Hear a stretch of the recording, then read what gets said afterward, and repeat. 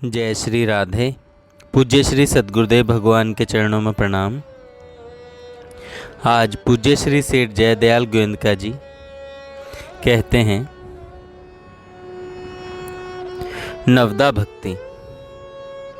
भक्ति ही एक ऐसा साधन है जिसको सभी सुगमता से कर सकते हैं और जिसमें सभी मनुष्यों का अधिकार है।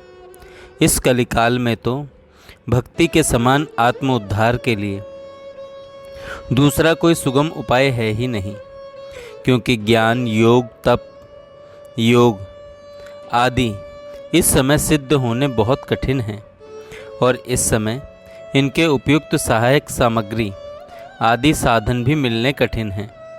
इसलिए मनुष्य को कटिबद्ध होकर केवल ईश्वर की भक्ति का ही साधन करने के लिए तत्पर होना चाहिए।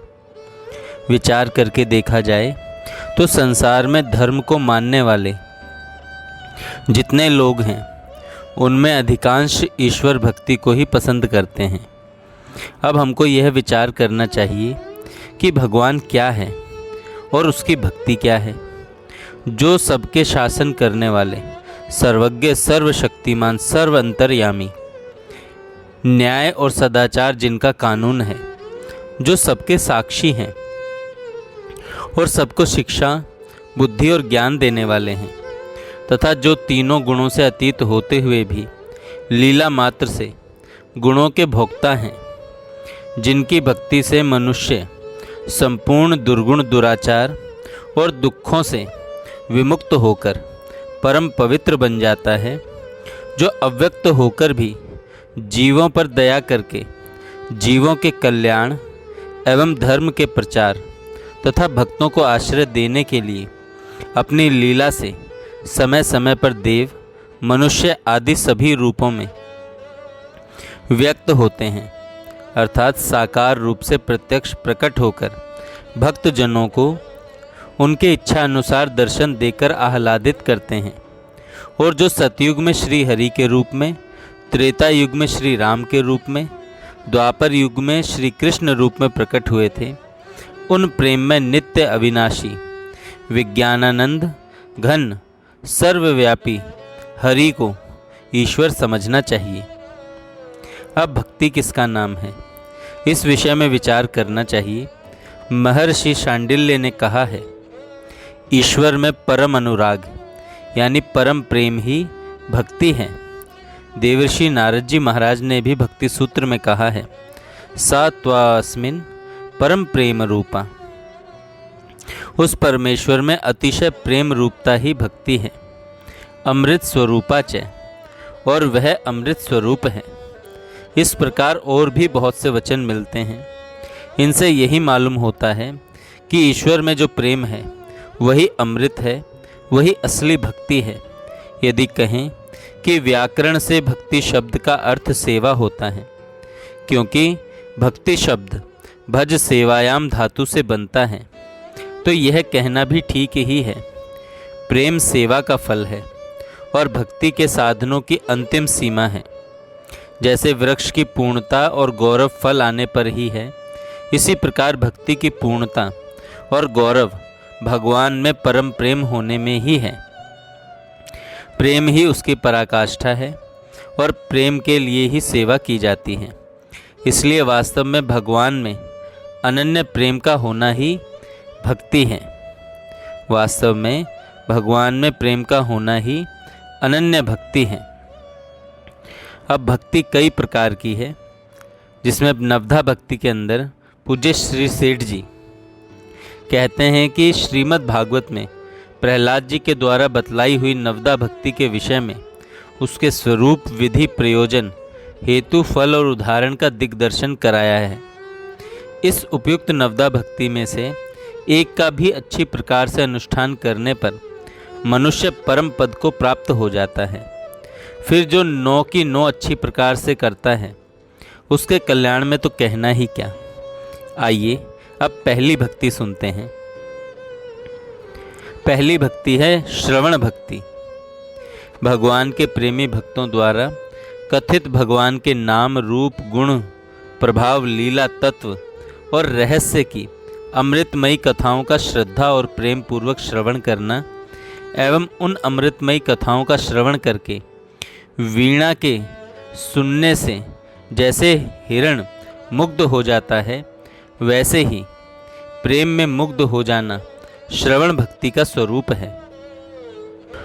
उपयुक्त श्रवण भक्ति की प्राप्ति के लिए श्रद्धा और प्रेम पूर्वक महापुरुषों को साष्टांग प्रणाम, उनकी सेवा, उनसे नित्य निष्कपट भाव से प्रश्न करना और उनके बतलाए हुए मार्ग के अनुसार आचरण करने के लिए तत्परता से चेष्टा करना, यह श्रवण भक्ति को प्राप्त करने की विधि है।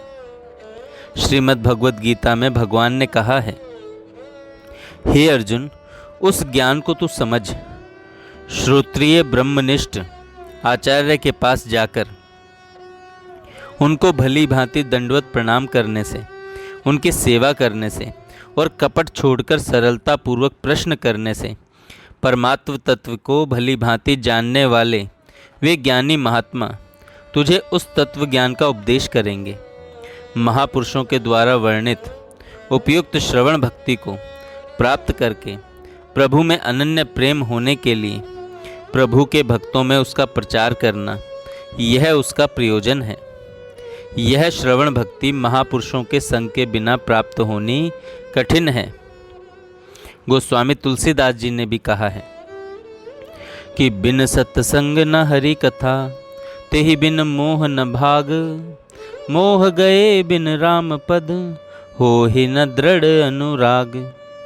किंतु महापुरुषों के संग के अभाव में उच्च श्रेणी के साधकों का संग एवं महापुरुष विरचित ग्रंथों का अवलोकन करना भी सत्संग के समान ही है।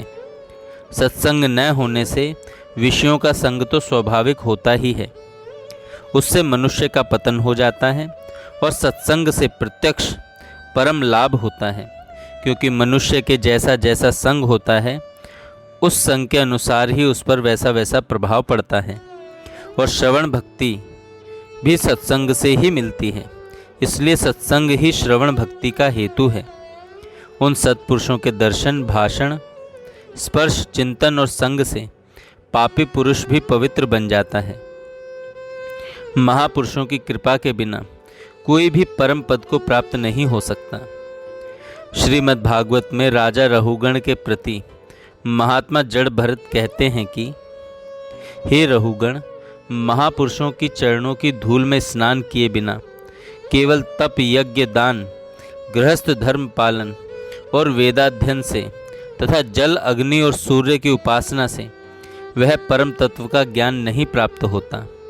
अतएव इससे यही सिद्ध होता है कि सारे कार्यों की सिद्धि महापुरुषों के संग से ही होती है। श्रीमद् भागवत में भगवान उद्धव के प्रति कहते हैं, हे उद्धव, जिस प्रकार भगवान अग्निदेव का आश्रय लेने पर शीत, भय और अंधकार का नाश हो जाता है, उसी प्रकार संत महात्माओं के सेवन से संपूर्ण पाप रूपी शीत, जन्म, मृत्यु, भय और अज्ञान रूपी अंधकार का नाश हो जाता है। जैसे प्राणियों का जीवन अन्न है और दुखी पुरुषों का आश्रय मैं हूँ, तथा मरने पर मनुष्यों का धर्म ही धन है, तथा मरने पर मनुष्यों का धर्म ही धन है, वैसे ही जन्म मरण से भयभीत हुए व्याकुल पुरुषों के लिए संत महात्मा जन परम आश्रय हैं। जैसे संपूर्ण आसक्तियों का नाश करने वाला सत्पुरुषों का संग मुझको अवरुद्ध कर सकता है, अर्थात प्रेम पाश से बांध सकता है, वैसे योग, सांख्य, धर्म पालन, स्वाध्याय, तप, त्याग, यज्ञ, कूप, तड़ाग आदि का निर्माण, दान तथा व्रत, पूजा, वेद अध्ययन, तीर्थाटन, यम नियमों का पालन, ये कोई भी नहीं बांध सकते, अर्थात इनके द्वारा मैं वश में नहीं आ सकता। महापुरुषों का संग दुर्लभ, अगम्य और अमोघ है, इसलिए भगवत प्राप्ति की इच्छुक पुरुषों को उन सत्पुरुषों का संग अवश्यमेव करना चाहिए। इसलिए भगवत प्राप्ति के इच्छुक पुरुषों को उन सत्पुरुषों का संग अवश्यमेव करना चाहिए। देवर्षि नारद जी भी कहते हैं, महत् संगस्तु दुर्लभो अगम्यो अमोघश्च। महापुरुषों का संग दुर्लभ, अगम्य और अमोघ है। अतः उस सत्संग की ही साधना करो, सत्संग की ही साधना करो, अर्थात संत महापुरुषों का संग, सेवा और आज्ञा पालन करो।